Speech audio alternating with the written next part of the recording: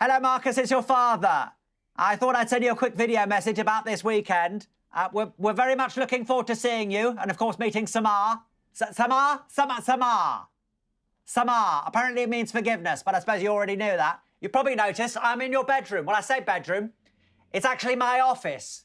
As you know, I left Colgate on Friday, which is fine. I'm doing fine. I'm actually fine. I'm doing fine. In fact, as of about 20 minutes from now, I am a writer. Very exciting. I'm hoping to have my first bestseller by, well, if everything goes to plan, Pancake Day. I thought I'd better let you know. All right, I don't know if your mother's told you, but your Uncle Simon's got diabetes now. All right, speak to you soon. Take care. Bye.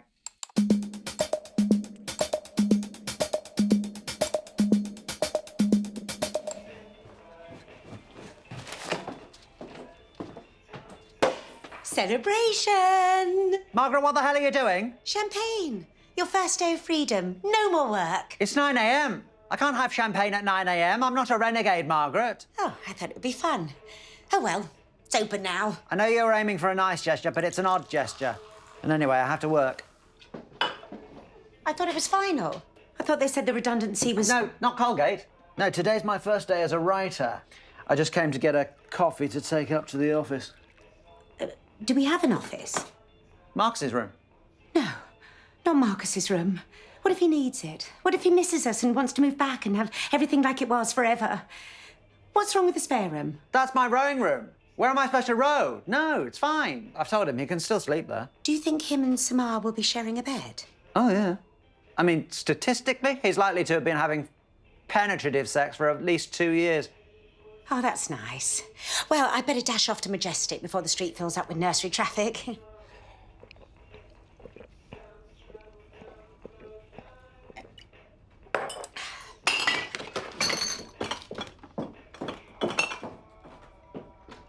Alexa, Google John Grisham net worth.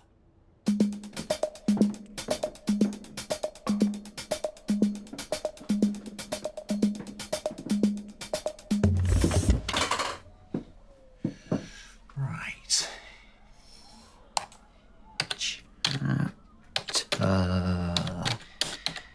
One.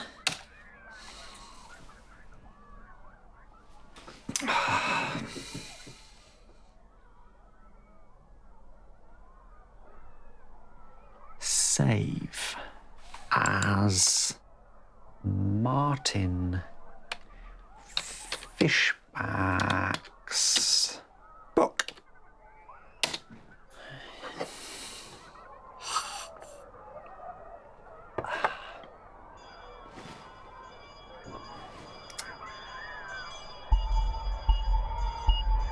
It sounds like a bloody rave! I'm here about the knife attack. Cards on the table, no knife attack. I just said that to get you here quicker. Oh, good. Won't need the taser then. Police seem to take forever with noise disturbances. Yeah, we're well busy. It's mad. Well, exactly. You don't remember me, do you, Mr. Fishback? Scott Hannaford, Marcus's best friend from primary school. Ah, yes, you're the one who used to eat dog poo. Yeah. How is Marcus? I've not seen him since we were 11. Yes, well, we chose to educate him privately. Although that seems pointless now, because he's enlisted at Montford. Come in.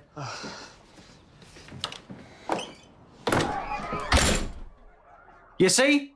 It's obscene. No way. Marcus got rid of his PS4. In your experience of the law, what can I do? Because, frankly, this is untenable. They're damaging my mental health. Well, to be honest, I've only been in the job since Halloween, so I'm not that up to speed on the law. What are our chances of getting an arrest? Can I get the nursery closed down? This is my workplace. If I have to put up with this 24/7, my novel will never get written. You're a writer. I've never met a writer before. We tend to be very reclusive, keep ourselves to ourselves. What type of book are you writing? Crime. Crime novel. Yes, I'm an up-and-coming crime novelist. Although I don't know how I'll get the thing written with this bedlam.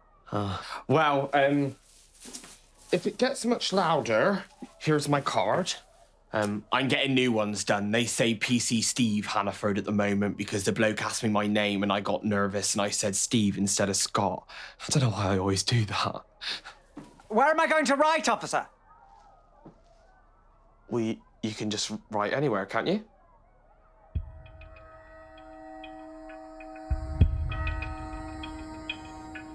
Detective Roger Le Carre was a copper to his core. If you cut him open, he'd bleed blue, and handcuffs and truncheons and stuff would come out.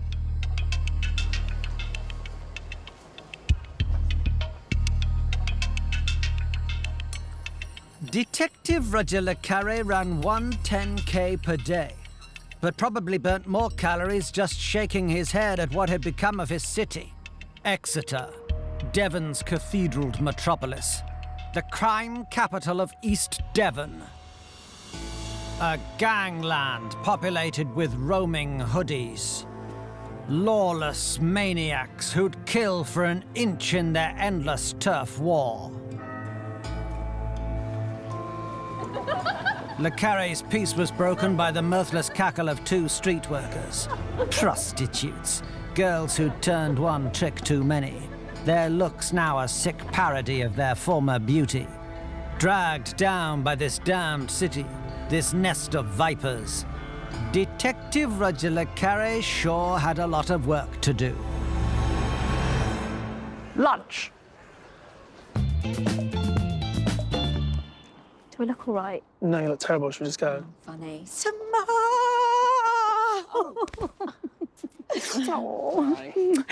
Oh, look at you. Oh, Samar. Sorry, I'm just so happy. Oh, you're so right for each other. Martin, come and get a photo of them. Mum? Oh, Samar, I didn't know whether you were going to wash your hair while you were here or not, so I've put 3 towels in your room just in case. But if they're not the towels that you usually like, just say and I'll buy you new ones for next time that you come here. Margaret, sorry, okay. calm down. It's his first-year girlfriend. Statistically, they never last. He's sowing his seed. Great to meet you, Samar. Yeah, you too. Also, just so you guys know, it's summer. Are you sure? I checked online. Yeah, definitely sure. OK, fine. Not a problem. So, Sama, my understanding is that you're Muslim, but you're lapsed. Is that right? How is he? Not great.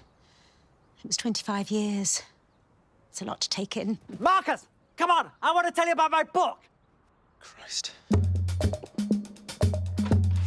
You see, to win one of the big awards, my book's going to need to have truth to it. Actual police research, which is why I got in touch with...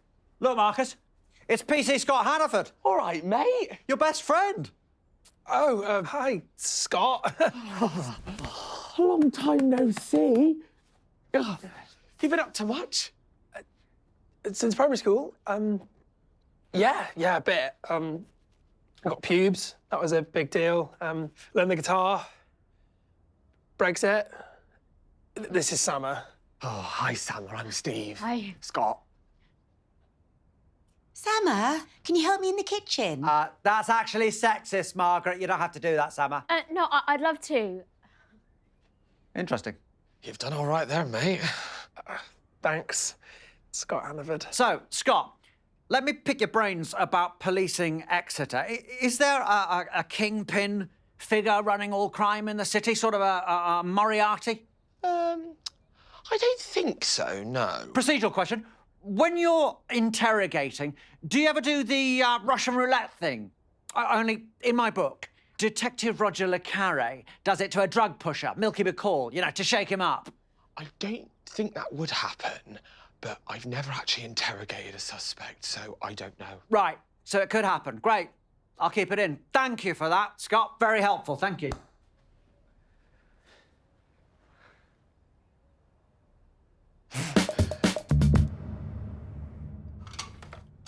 It's mad working nights. Even though that was dinner, it was actually my breakfast. Fish pie for breakfast. Nice bit of kit, this taser, Scott. Bet you've used this on some real scumbags. Do you have to wave that thing at the table? Yes, it's my research. That was really tasty, Margaret. Oh, thank you, Summer. Will you be having Christmas dinner here, Summer? Mum, it's March. It's a bit early to be talking about Christmas. Here's a question for you, Summer. What colour is Father Christmas? Red? Yep. Ah, Coca-Cola fan, are you? He was actually green. Oh, yeah, the Coca-Cola thing. Yeah, that's a myth. It's weird because it was even on QI the other night. Do you remember, Marcus? Yeah, she's right, Dad. Okay.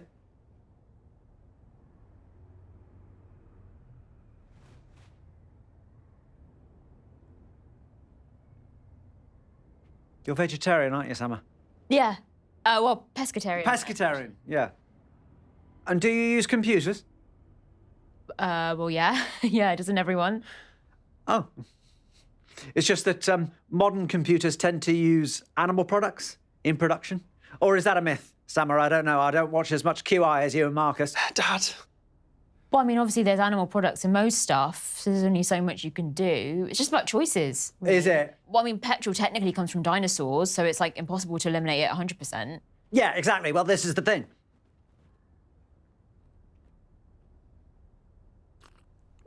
I cannot believe I'm having wine with my breakfast. I'm not sure about her. She's got such lovely eyes. Imagine the eyes their children would have. Very opinionated and all that Coca-Cola stuff. It's a family meal, not a pub quiz. Plus, it's top shelf, Margaret. How many times? Don't get me wrong. It's good that you've got a girlfriend, but I don't see it lasting. Well, I like her. Her family sound very successful too. Dad's a doctor. So was Harold Shipman, Margaret. And her mum's in publishing. You're gonna talk, McCall? Not a chance, to be sure. McCall spat back in his Irish brogue. But Le Carre could wait. He'd learned how to wait in the Falklands. You see, he was in the forces, Summer. At that moment, McCall leapt from the interview chair, arms stretched in front of him like some kind of Irish tiger. Le Carre had split seconds to react. Split seconds were all he needed. He pulled his gun. 2 in the head, 2 in the chest. One less criminal on the streets. Interview terminated.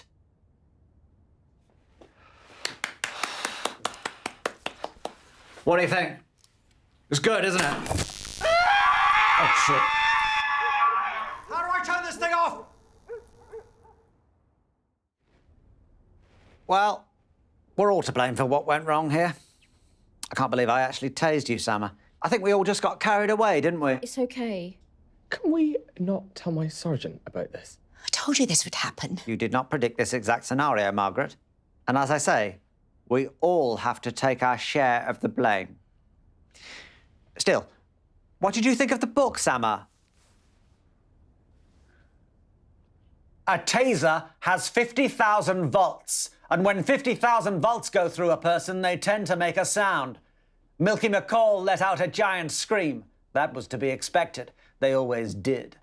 But behind the scream, Detective Roger Le Carre could hear something else emanating from the Irish renegade. Something he'd been wanting to hear for a very long time. Respect. It's good, isn't it, Marcus? That's the first 4 chapters. Do remember to sign the confidentiality agreement as soon as you can. And your mother says Summer's feeling better now. I knew she would. And it got me a cracking chapter, so her pain wasn't in vain. All right, well, I'll speak to you soon. Take care now. Bye. Time.